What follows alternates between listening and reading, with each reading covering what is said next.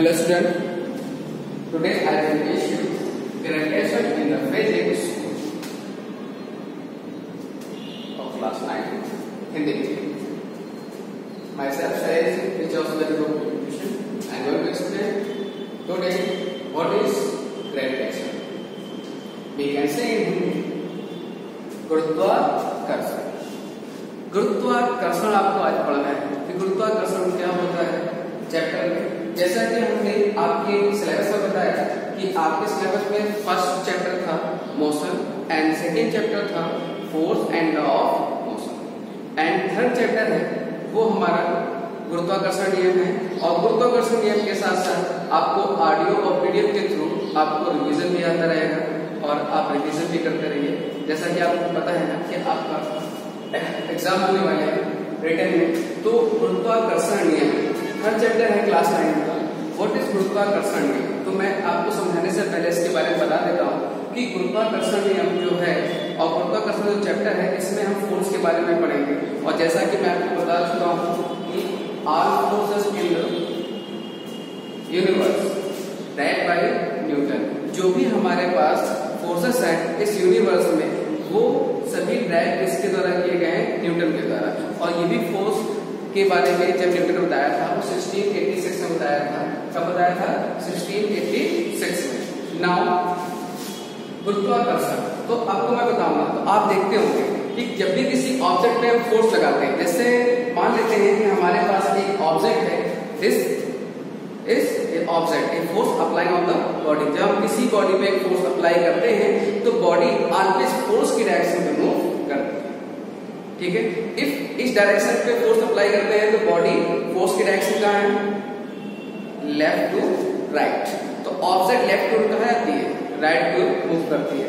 जब हम right hand से फोर्स अप्लाई करते हैं लेफ्ट हैंड की ओर तो ऑब्जेक्ट कहाँ जाती है? Left hand. तो आप बता सकते हैं कि ऑब्जेक्ट अगर मूव कर रही है तो उसमें फोर्स की डायरेक्शन क्लियर रहती है। ऑब्जेक्ट जिस डायरेक्शन पे जा रही है फोर्स उसी डायरेक्शन पे अप्लाई होता है। तो नाउ मैं आपको बता दे रहा हूँ कि जब भी कोई ऑब्जेक्ट थ्रो करते हैं तो कहाँ जा रही है? ऊपर। तो जब तक ऊपर गए तो पता चला तो फोर्स किसने लगाया था? मैंने लगाया था, हैंड से कहाँ उसको ऊपर किया था, ऊपर की ओर किया था। बट ये आफ्टर सम टाइम बाद ये क्या होती है कि रेस्ट पर आती है और रेस्ट के बाद फिर वापस आती है। तो ये तो समझ में आया कि मैंने ऊपर की ओर फोर्स लगाया, लेकिन ऊपर से फोर्स नीचे किसने लगाया ये कंफर्म नहीं हुआ। ये फोर्स आपको अर्थ लगाती है। जो भी ऑब्जेक्ट हम ऊपर की ओर थ्रो करते हैं वो ऑलवेज कहाँ आती है? अर्थ पर आती है। तो मैं आपको बताऊंगा जब भी कोई फोर्स किसी ऑब्जेक्ट पे अप्लाई होता है तो ऑब्जेक्ट ऑलवेज ऊपर की ओर मूव करती है। आफ्टर सम टाइम वो कहाँ मूव करती है? Toward the centre of earth. Means वो ऑलवेज अर्थ के केंद्र पर, मतलब पृथ्वी के केंद्र की ओर। हम कह सकते हैं कि पृथ्वी के केंद्र की ओर क्या होती है? वो आकर्षित होती है। देन आपको बताना होगा कि जो ग्रेविटी के अकॉर्डिंग यहाँ पर वर्क हो रहा है। सबसे पहले मैं आपको बताऊंगा कि ऑल ऑब्जेक्ट जो भी है वो अर्थ की ओर अट्रैक्ट क्यों करती है। जो अर्थ सरफेस है वो अर्थ के सेंटर या केंद्र की ओर क्यों आती है? तो यहाँ पर एक ग्रेविटेशनल फोर्स लगता है जिसे हम F से डिनोट करते हैं और हम इसमें G लगाते हैं। इससे पता होता है ग्रेविटेशनल फोर्स। इससे क्या बोल सकते हैं? FG। इसे डिनोट करते हैं कैपिटल FG और ओनली F से भी हम डिनोट कर सकते हैं। ग्रेविटेशनल फोर्स बोल सकते हैं, ओनली F से करिए। इसका भी यहाँ पे मात्रक क्या होता है? न्यूटन होता है। बट ये गुरुत्वाकर्षण बल जो किसी ऑब्जेक्ट पे लग रहा है, जो ऑब्जेक्ट ऊपर से मूव करके नीचे आ रही है, ये कैसे? तो न्यूटन का गुरुत्वाकर्षण नियम है। न्यूटन ने इस बल को फाइंड करने के लिए गुरुत्वाकर्षण नियम दिया था। तो जैसा कि मैं आपको बता रहा हूँ कि सबसे पहले आपको पढ़ना होगा गुरुत्वाकर्षण क्या होता है। तो हमारे प्रकृति में ऑल ऑब्जेक्ट के बीच में एक अट्रैक्शन बल लगता है, इसे हम गुरुत्वाकर्षण बल कहते हैं। हमारे ब्रह्मांड में स्थित सभी पिंडों के बीच में एक आकर्षण बल कार्य करता है, उसे गुरुत्वाकर्षण बल कहा जाता है। हमारे ब्रह्मांड में स्थित सभी पिंडों के बीच में एक गुरुत्वाकर्षण बल कार्य करता है, जिसे गुरुत्वाकर्षण बल कहा जाता है। इसे ड्राइव करने के लिए न्यूटन ने एक नियम दिया है जिसे न्यूटन गुरुत्वाकर्षण नियम कहते हैं। तो हम पढ़ने जा रहे हैं न्यूटन का गुरुत्वाकर्षण नियम। न्यूटन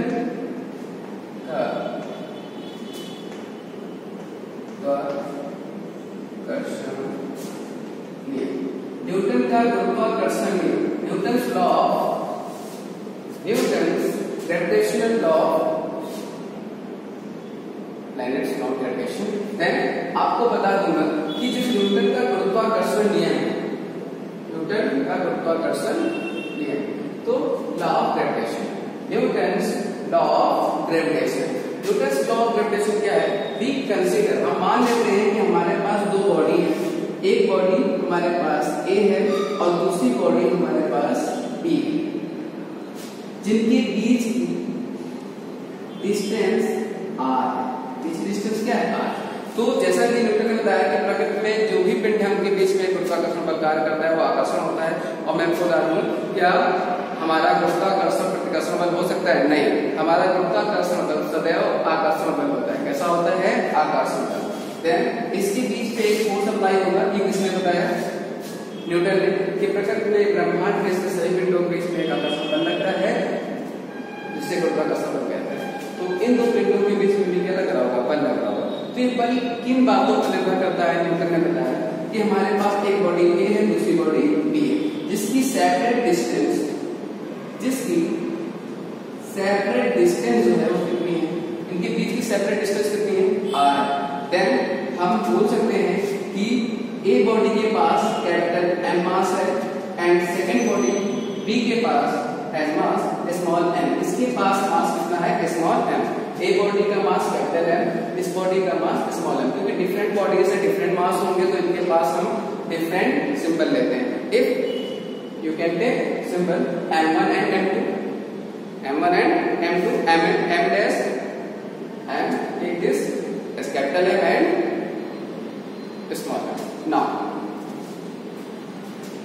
according to न्यूटन्स गुरुत्वाकर्षण, न्यूटन ने गुरुत्वाकर्षण नियम बताया कि ब्रह्मांड में स्थित दो पिंडों के बीच में लगने वाला गुरुत्वाकर्षण बल सदैव पिंडों के द्रव्यमानों के गुणनफल के क्या होता है? समानुपाती। जो भी पिंड होते हैं उनके द्रव्यमान के गुणनफल के क्या होता है? समानुपाती होता है। और उनकी बीच की दूरी के वर्ग के क्या होता है? व्युत्क्रमानुपाती होता है। मैं आपको बताऊंगा कैसे। जो हमारा गुरुत्वाकर्षण बल है उन पिंडों के द्रव्यमानों के, पहला द्रव्यमान एंड दूसरा द्रव्यमान के गुणनफल क्या होता है? समानुपाती। हम कह सकते हैं कि जो हमारा गुरुत्वाकर्षण बल है वो गुरुत्वाकर्षण बल द्रव्यमानों के गुणनफल के क्या होता है? समानुपाती। तो हमारे पास यहाँ पर एक इक्वेशन मिल जाती है फर्स्ट। एंड गुरुत्वाकर्षण नियम के अनुसार दूसरी लाइन है, जो गुरुत्वाकर्षण बल है वो बीच की दूरी, पिंडों के बीच की दूरी के वर्ग के क्या होता है? व्युत्क्रमानुपाती। तो हमने कह दिया जो गुरुत्वाकर्षण बल है वो बीच की दूरी के वर्ग, बीच की दूरी के, ये बीच की दूरी है, पिंडों के बीच की दूरी कितनी हो गई? आर। एक वर्ग में क्या होता है?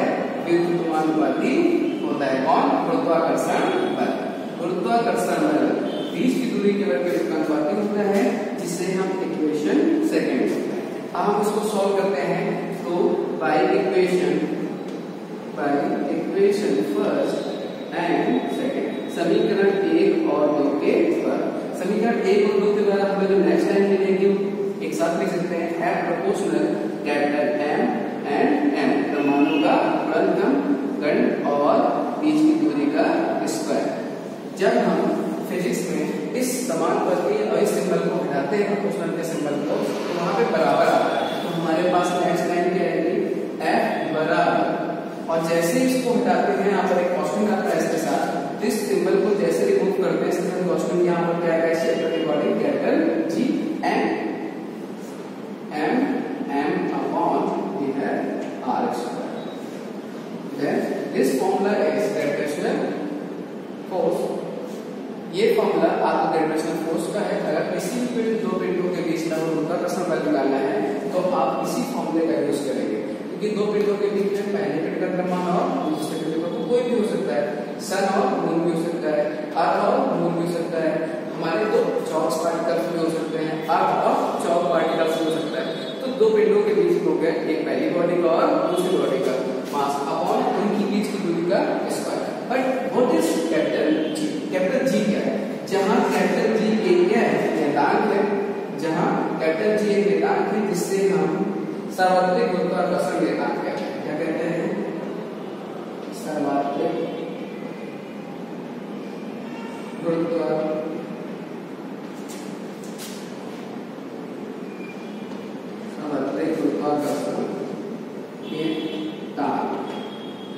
इस कैपिटल जी को हम बोलते हैं universal gravitational constant. Universal gravitational constant मतलब सार्वत्रिक गुरुत्वाकर्षण स्थिरांक। इसकी वैल्यू फिक्स होती है, कैपिटल जी की वैल्यू जो होती है 6.673 into 10⁻⁻11। इसका मात्रक क्या होता है? न्यूटन मीटर स्क्वायर पर किलोग्राम स्क्वायर।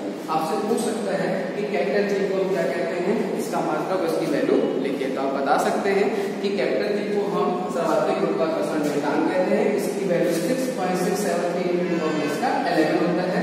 इसका जो मात्रक है वो मैं रख करके साफ से लिख देता हूँ। यहाँ पर क्या होगा? न्यूटन मीटर स्क्वायर पर किलोग्राम स्क्वायर। ये किसका यूनिट हो गया? न्यूटन मीटर स्क्वायर पर किलोग्राम। ये हो गया हमारे पास कैपिटल जी का। तो जैसा कि मैंने आपको बताया कि प्रकृति में जो भी वस्तु है ऊपर की ओर फेंकते हैं, तो जब भी वो नीचे की ओर आ रही है तो चौक, जैसे मैंने थ्रो किया नीचे की ओर आ रहा है, तो इस चौक का मास ले लें और इस अर्थ का मास ले लें और बीच की रेडियस लेकर के हम फाइंड कर सकते हैं गुरुत्वाकर्षण नियम। क्योंकि जी की वैल्यू को हमें कंफर्म होती है। आगे शून्य से दूरी कर रहेंगे, हमें इससे क्या चाहिए होगा? कैपिटल एम, स्मॉल एम और आर। ये कैपिटल जी की वैल्यू आपके पास हमेशा माइंड में होनी चाहिए 6.673 into 10⁻11। यानी कॉलम। अगर आपसे कोई पूछता है प्रकृति में गुरुत्वाकर्षण नियम क्या होता है, तो आप बता सकते हैं। इन दोनों लाइनों को लेकर बताना है। न्यूटन के गुरुत्वाकर्षण नियम के अनुसार ब्रह्मांड में से सभी पिंडों के बीच लगने वाला गुरुत्वाकर्षण बल ब्रह्मांडों के गुणनफल के समानुपाती, ब्रह्मांडों के गुणनफल के समानुपाती तथा बीच की दूरी के बल के अनुपाती होता है। मैं आपको रिपीट कराना चाहूंगा, इस क्वेश्चन को आपको लर्न कर लेना है। ब्रह्मांड में स्थित सभी पिंडों के बीच लगने वाले गुरुत्वाकर्षण बल, लगने वाला गुरुत्वाकर्षण, ब्रह्मांड में स्थित दो पिंडों के बीच लगने वाला गुरुत्वाकर्षण बल। ये सिंपल सा बोल सकते हैं, दो पिंडों के बीच लगने वाला गुरुत्वाकर्षण बल ब्रह्मांडों के गुणनफल के समानुपाती, ब्रह्मांडों के गुणनफल के समानुपाती। रिपीट करिए, बल लगने वाला जो बल होता है वो ब्रह्मांडों के गुणनफल के समानुपाती तथा बीच की दूरी के बल, बीच की क्या? पिंडों के बीच की दूरी जो है, बीच की दूरी के बल के समानुपाती होता है। मैं रिपीट कर रहा हूँ, ये गुरुत्वाकर्षण बल ब्रह्मांडों के गुणनफल, ब्रह्मांडों के गुणनफल के क्या होता है? समानुपाती तथा बीच की दूरी के बल के, बीच की दूरी के वर्ग के क्या होता है? समानुपाती होता है। इसे गुरुत्वाकर्षण नियम कहते हैं। चलिए नोट कर सकते हैं।